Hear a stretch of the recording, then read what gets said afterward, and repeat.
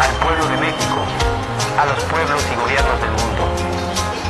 Hermano, nosotros nacimos de la noche. Que es de todos, es tuyo, y gracias por compartir un tema pues referente al día de hoy, 20 de noviembre, que es Día de la Revolución, y pues tenemos aquí a unos personajes pues importantes a nivel nacional, como es Emiliano Zapata, y todos los que ya conocemos, Villa Carranza y demás, que pues dieron sus aportes al cambio, ¿no? Al cambio para los mexicanos, y que pues gracias a ello pues hoy gozamos de algunas libertades, aunque pues no todos valoramos, ¿verdad?, todo ese esfuerzo que ellos hicieron. Adelante, maestro Filo, te doy la palabra con tu tema, que es los manifiestos zapatistas en náhuatl. Muy bien. Adelante, maestro Filo. Sale, pues, buen día a todos. Oli. Entonces, siempre que empezamos una plática, conferencia o ponencia, siempre se han dado cuenta que empezamos diciendo el día en el que estamos, pero en la manera que tenían de contar los días los antiguos mexicanos, en concreto los antiguos nahuas. Entonces, hoy estamos en este día. El día de ayer fue 1 Coscacuautli y mañana será 3 Tecpat. Y pues bueno, es como para introducirnos en el ámbito del pensamiento náhuatl. Entonces hemos dicho que la base de todo esto son 20 días, que los multiplicamos por el número 13, y el resultado es 260 combinaciones número del día y los 260 días del Tomatehuala. Bueno, para empezar, quiero decir que hace 100 años, hace un siglo, aquí en Santa Clara, Huitziltepec, mucha gente hablaba la lengua náhuatl. Por ejemplo, en mi caso, la única abuela que yo conocí fue mi abuela paterna, que se llamaba Modesta Rodríguez, y ella hablaba la lengua náhuatl. Ella se dedicaba a tlachicar pulque y se iba a vender a Santa Cruz, era tlachiquera. Mi papá nació en 1931 y ella lo tendría como a los 30 y algo años, entonces podría pensar que mi abuela nació alrededor de 1900, ¿no? Unos años poco más o poco menos, no sé. Y es interesante porque es la única abuela que conocí. Me hablaba de lo que vivió ella, de joven, de niña, ¿no? Entonces, para nosotros son historias que parecen lejanas, pero para ella fue su cotidianidad y sobre todo que pasó aquí en este pueblo donde estamos. Entonces ella, y bueno, varios de sus abuelos también se los han de haber contado, que platica que cuando pues todo el pueblo se alarmaba porque llegaban bandoleros y las mujeres se tiznaban su cara y se iban a esconder a las barrancas, escondían el poco maíz que tenían porque llegaban y se robaban todo, ¿no? Se robaban la comida, y si la muchacha la veían guapa, pues también se la llevaban, por eso se afeaban y se escondían, ¿no? Entonces eran tiempos de guerra, de incertidumbre, de que podían entrar al pueblo a la hora que querían, hacer lo que querían. Y no lo vean tan lejano, hay pueblos hoy en día en México que están en esa situación, ¿no? Que grupos armados llegan, se llevan a la gente, matan, asesinan. Entonces el caos, la guerra no es algo ajeno ni tan lejano. Y bueno, la cosa es que mi abuela decía, y sí, llegaban los zapatistas, ¿no? Aquí todos teníamos miedo y eso, ¿no? Pero también quiero mencionar a don Emilio Dávila, quien murió a los 102 años. Él era esposo más bien cuñado de mi abuela, ¿no? Pues esposo de mi tía abuela, y pues sí, murió ya viejo, pero él dijo algo que aclara este asunto de los zapatistas, porque él decía, pues si nomás era gente aquí de Xochitlán, ¿no?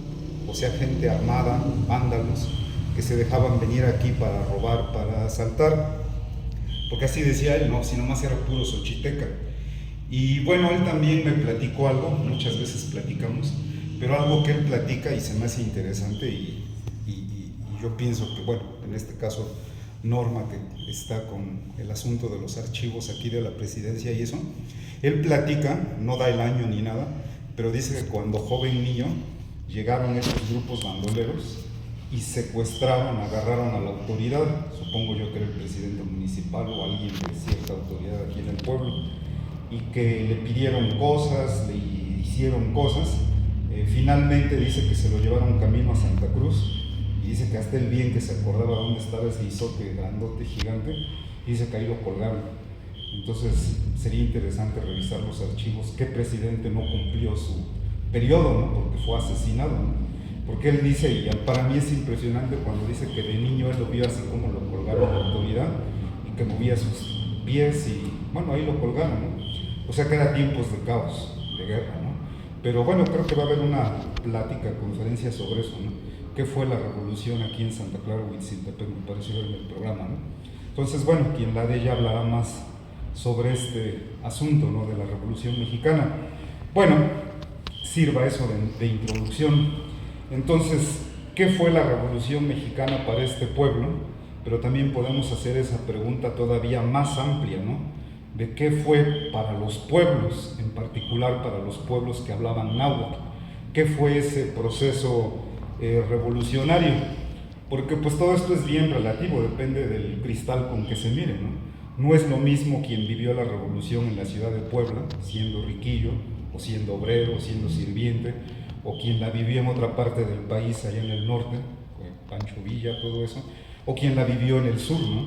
Entonces la Revolución Mexicana la decimos así, pero yo pienso que tiene varias aristas, ¿no? Desde donde la podemos ver. Entonces lo que yo les voy a platicar hoy es desde los nahuas. Desde ahí es donde queremos pararnos para ver qué fue esa Revolución Mexicana, ¿no? Para los pueblos nahuas, porque pues sabemos, estamos conscientes de que nuestro pueblo, Santa Clara Huitziltepec, pues es un pueblo de raigambre náhuatl, ¿no? Su cultura, su raíz, pues es la náhuatl. Bueno, entonces quiero citar primero, en 1974 la UNAM publica, el Instituto de Investigaciones Históricas, publica un texto que se llama Memoria Náhuatl de Milpalta. Milpalta, si no les queda dónde está, pues es una de las alcaldías ahí de la Ciudad de México, ¿no? Pegada del lado de Morelos, es la más grande y es todavía de vida rural con muchos pueblos, ¿no?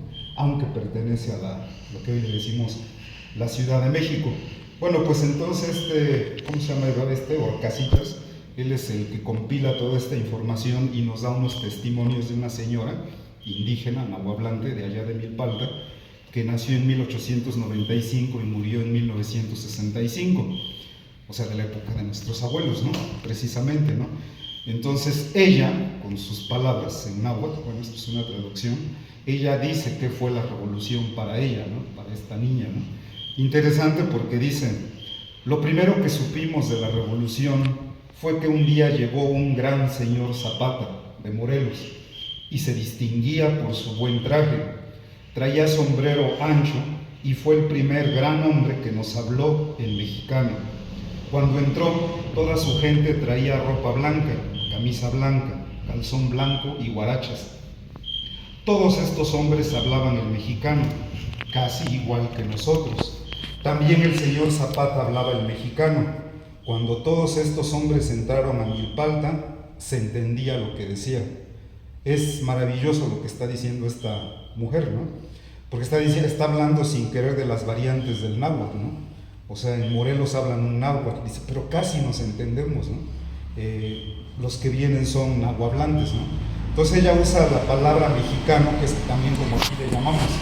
Entonces hay varias formas de llamar esta lengua. Yo he escuchado, por ejemplo, me parece que en la Sierra Norte una vez escuché que le decían el macehualtlactol, el hablar de los macehuales, ¿no? Otros le dicen el mexicano, al idioma náhuatl, y ya otros le dicen náhuatl, ¿no? Más en la academia. Bueno, pues ese testimonio es de esta señora Luz y nos dice que los zapatistas hablaban náhuatl, ¿no? Hay otro testimonio de cuando los zapatistas entran a la Ciudad de México el 24 de noviembre del 14, es precisamente de un testigo presencial, o sea que él lo vio, lo escribió, se llamaba Francisco Ramírez Plancarte, y eso es publicado en un libro que se llama La Ciudad de México durante la Revolución Constitucionalista, salió publicado allá por los 70s. Bueno, este hombre vio a los zapatistas llegar y dice, no se reflejaba la satisfacción y el orgullo propio del vencedor. Lejos de eso, manifestaban en sus terrosos tristes y fatigados semblantes de parias, de eternos oprimidos y explotadores, humildad y resignación. Tal parecía que no eran ellos los incansables batalladores que habían puesto muchas veces en jaque a los pelones y a los carranclanes, o sea, al ejército de Carranza, ¿no? Los soldados de Carranza, disputándoles palmo a palmo, denodada y heroicamente el territorio suriano. Con sus caras tostadas por el sol y curtidos por las inclemencias del tiempo, con los rasgos propios de las razas aborígenes, contados eran los barbados, aunque todos estaban greñudos y mugrientos. Muchos hablaban el idioma mexicano u otros dialectos, pero ya muy impuro, y la mayoría en un pésimo castellano. Entonces él está dando testimonio de que estos zapatistas son campesinos, ¿no? Indígenas, y que para hablar entre ellos se comunican en lengua náhuatl y su español es malo, no es su lengua materna, ¿no? Y bueno, entonces por eso les decía, ¿no? Más allá de la historia oficial o de las diferentes interpretaciones que le demos a la Revolución Mexicana, cabría preguntarse si dentro de los pueblos nahuas hubo una rebelión indígena en aquella época, coincide con la Revolución Mexicana. Entonces yo tengo una tesis en el sentido de una conclusión o una proposición que se mantiene con razonamientos, que es que el zapatismo es la gran rebelión náhuatl del siglo XX. Ojo, no es la única, Acuérdense que a mediados del siglo XVI en el occidente, allá por lo que hoy es Jalisco, Nayarit, por ahí, hubo una gran rebelión que la lideró Tenamastla y pusieron en jaque a la corona española, ¿no? De hecho creo el propio virrey tuvo que ir ahí a pelear. Capturan a Tenamastla, lo juzgan, lo mandan a España y allá conoce precisamente a De las Casas, a Fray Bartolomé de las Casas, ¿no? Entonces rebeliones indígenas las hubo siempre, ¿no? Desde el siglo XVI, o sea, no todo se acabó con la conquista de México Tenochtitlan, ¿no? Hubo rebeliones indígenas en el siglo XVI y durante todo el tiempo posterior hasta principios del siglo XX, ¿no? Con la Revolución Mexicana. Y desde esa perspectiva es donde quiero ver este asunto de los manifiestos zapatistas en náhuatl, ¿no?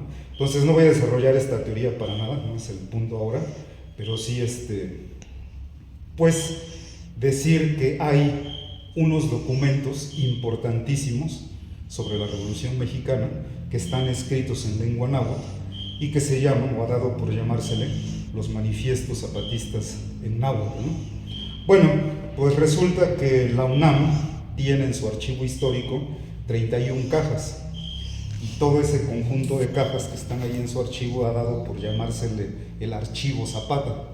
Entonces hay unos documentos, muchos dicen que ni tienen que ver con eso, pero así le pusieron, ¿no? Archivo Zapata, y hay unos documentos que sí tienen mucho que ver relacionados con Zapata. Bueno, pues en la caja número 29 aparecen dos manifiestos, uno de 2 hojas y otro de 3 hojas. Son manuscritos, o sea, están escritos a mano, están fechados el 17 de abril de 1918, escritos en náhuatl, y son dos manifiestos diferentes. Uno está dirigido a los jefes oficiales y soldados de la División Arenas, y el otro está dirigido a los pueblos de la región donde opera la División Arenas, que resulta ser el estado de Tlaxcala con los límites de Puebla, ¿no? O sea, San Martín, Texmelucan, Huejotzingo, toda esa región, ¿no? Bueno, pues son estos documentos de los que les vengo a hablar. También existen sus correspondientes en castellano, Esos fueron firmados el 27 de abril de 1918. Ahora, para mí lo más interesante de estos documentos, los manifiestos zapatistas, es que no son una traducción de los que están en castellano, para nada, o sea, no crean que es una traducción así tal cual, sino que los documentos en náhuatl son muy ricos en el sentido en que guardan la cosmovisión náhuatl, están escritos en la forma de pensar del mundo náhuatl. Entonces, estos manifiestos, así como los cantares mexicanos de los que ya hemos hablado, del siglo XVI, son una joya, especialmente para la sociolingüística, por ejemplo, ¿no? Toda persona que esté interesada en el análisis de la transculturación, o sea, el campo de las ideas, cómo se pasan de una lengua a otra, pues estos documentos son una joya, ¿no? Es una pena que pues no se estudian, no se enseñan, no se difunden, no se conocen, pero ahí están, ¿no? Existen los manifiestos zapatistas en náhuatl. Ahora, una pregunta que se viene inmediatamente al decir esto es, ¿y quién lo escribió? Bueno, muchos piensan, investigadores, que Zapata no los escribió, sino que fue uno de sus asesores, ¿no? Que lo sabía, maestros indígenas, ¿no? Que sabían leer y escribir, su lengua materna era el náhuatl. Bueno, como sea, si Zapata los escribió o no, el asunto es que él sí los firmó, o sea, están firmados por el general en jefe del Ejército Libertador del Sur. Entonces sí están firmados por Emiliano Zapata, estos manifiestos escritos en lengua náhuatl. Entonces nada más quiero dar un poco del contexto, ¿no? De cómo se escriben estos manifiestos. Entonces hay un personaje que también creo no es tan conocido, que se llamaba Domingo Arenas, no sé si le suena, que era originario de Zacatelco, Tlaxcala. De hecho, todos los grandes revolucionarios de Tlaxcala, en su mayoría son de Zacatelco, ¿no? O sea que Zacatelco fue la cuna de la revolución agraria en el estado de Tlaxcala.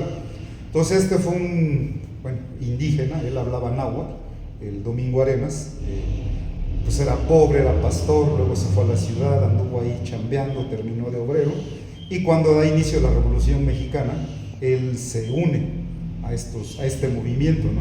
Entonces es muy bueno como líder para convencer gente y pues se vuelve líder, ¿no? Allá revolucionario en su estado de Tlaxcala. Entonces también como que no me quiero desviar mucho en el contexto de la Revolución Mexicana, porque bueno, no es mi intención, nada más quiero hablar de los manifiestos zapatistas, ¿no? Pero bueno, sepan ustedes que él reivindicaba el agrarismo, y la cosa es que Domingo Arenas llega un momento en el que hace una alianza con los zapatistas, precisamente, ¿no? Entonces eso va a ser de 1914 a 1916. Ellos se hacen pues aliados, ¿no? Y bueno, luego pasa una cosa, que los carrancistas se lo quieren ganar a Domingo Arenas, y acuérdense también que ya con Carranza se empieza a perfilar una reforma agraria. La cosa es que lo convencen, y entonces él se vuelve a aliar se alía con los carrancistas. Los zapatistas lo ven como una traición, pero él dice, no, pues si yo sigo siendo agrarista, ¿no? La tierra debe ser de la gente y todo eso. Bueno, él creía eso firmemente, pero creía que se podía por el lado constitucionalista.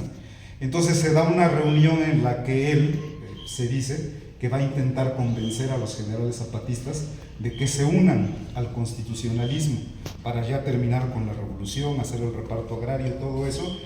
Y tienen una terrible desaveniencia, se reúnen en una hacienda de ahí por Atlisco, y para no hacerse las largas termina asesinado Domingo Arenas. Hay dos versiones y las dos están por escrito, ¿no? Del lado de los tlaxcaltecas y del lado de los zapatistas. Obviamente, pues cada uno escribe su versión. Los de Tlaxcala dicen que los generales zapatistas lo asesinaron, ¿no? A traición, ¿no? Y los generales zapatistas, como Ayaquica, ellos escriben, y ellos dicen lo contrario, ¿no? No, estaban tendiendo una emboscada, o sea, nos defendimos y logramos escapar, pero quien nos traicionó fueron ellos. Entonces no queda claro, son dos versiones bien diferentes de lo que pasó, contrarias por completo, pero el hecho, ese sí es el hecho, es que Domingo Arenas fue asesinado, ¿no? En 30 de agosto de 1917. Entonces él es asesinado, y es en ese contexto de cuando él es asesinado que los zapatistas ven una oportunidad para allegarse a toda esa gente que militaba con Domingo Arenas y que tenían un fuerte arraigo agrarista. Entonces así es como los zapatistas, como saben que toda esa región se habla náhuatl, pues entonces ellos lanzan un manifiesto en náhuatl, precisamente, que va dirigido a los jefes de esa división Arenas, que comandaba el general Arenas, que ya no está, ya se murió, ahora lo comanda su hermano, y por otro lado a la gente de los pueblos, que ellos lo que quieren es la tierra, ¿no? Entonces por eso un manifiesto está dirigido a la gente común y corriente, y otra a los generales jefes oficiales de la división Arenas. Entonces es en ese contexto que salen estos manifiestos. O sea, están hablando los zapatistas a los pueblos de Tlaxcala y le están diciendo, hay que unirnos, ¿no? Porque pues está cabrón con Carranza, ¿no? El enemigo es Carranza.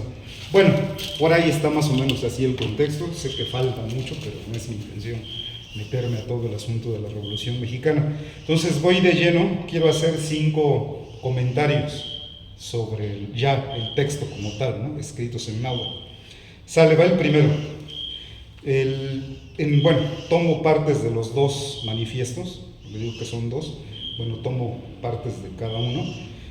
Hay uno, en una parte dice así, chéquense, Noyolo Pajpaki Iwanitechnin Maustika, que quiere decir, mi corazón se alegra, y por ello con dignidad. Y luego dice, Intoca Netehualoanime Tlatzintlaneca, que quiere decir en nombre de, y esas 2 palabritas que vienen después son dignas de analizarlas, ¿no? De escucharlas. Una de ellas es Netehualoanime y la otra es Tlatzintlaneca. O sea que con esas palabras se está refiriendo a la gente que lucha por la tierra, ¿no? O sea, el revolucionario como tal. Les digo que es bien interesante porque la palabra esta, la palabra netehualoa, significa romper cosas con piedras. Aquí ya tuvimos una clase de náhuatl hace tiempo aquí con Norma que nos invitó y vimos que la terminación ni en náhuatl es la persona que hace eso, ¿no? ¿Se acuerdan? Que decíamos chocani, huicani, todas esas, ¿no? Bueno, pues esta tiene esa terminación, netehualoani, o sea que es la persona que rompe cosas con las piedras, y netehualoanime, pues es el plural. Entonces, a mí se me hace bien interesante cuando yo pienso en esta palabra, porque es inevitable pensar en la lucha palestina, por ejemplo, ¿no? Porque pues, los palestinos están siendo invadidos, su tierra está siendo ocupada, y quien lo está ocupando pues es el ejército más poderoso del mundo, ¿no? O sea, el ejército de Israel con la ayuda de Estados Unidos. Entonces, ¿qué tienen los palestinos para mostrar su coraje, ¿no? Que su tierra está siendo invadida, ocupada? Pues agarrar piedras, ¿no? Agarrar piedras y aventárselas a los tanques, ¿no? Bueno, pues esa es la palabra que usan en náhuatl para hablar de la gente que lucha. El netehualoani es la persona que lucha, o sea, la que rompe cosas con las piedras, ¿no? Entonces es una expresión muy en sentido figurado, muy hermosa, ¿no? O sea que tiene mucho sentido, ¿no? Y por otro lado, usa la palabra, la usa como si fuera una sola, dice Tlatzintlaneca. Entonces, chéquense, Tlatzincan, lo que significa es abajo, eso es Tlatzincan. Y Tlatzintlaneca es, seguramente ustedes han escuchado la terminación esta de Écat. Ese es el gentilicio para cualquier lugar, ¿no? Por ejemplo, si alguien es de la Ciudad de México, pues entonces es un mexicatl, ¿sí? Si alguien es de Huitziltepec, es un Huitziltepecatl, ¿sí? Entonces esa terminación, la catl, nos da el gentilicio. Bueno, pues usa esa terminación, pero con el adverbio abajo. O sea que está diciendo que es alguien que es originario de abajo. O sea que es el pueblo oprimido, el que se está rebelando y rompe cosas con piedras. Entonces se dan cuenta, por eso decía que es bien interesante entender o leer los manifiestos zapatistas, pero en lengua náhuatl, ¿no? Porque está, pues ahí un mundo de ideas, ¿no? Nosotros nacimos de la noche, en ella vivimos, moriremos en ella. Pero la luz será mañana para los más, para todos aquellos que hoy lloran la noche, para quienes se niega el día, para todos la luz, para todos todo. Nuestra lucha es por hacernos escuchar y el mal gobierno grita soberbia y tapa con cañones sus oídos. Nuestra lucha es por un trabajo justo y digno y el mal gobierno compra y vende cuerpos y vergüenzas. Nuestra lucha es por la vida.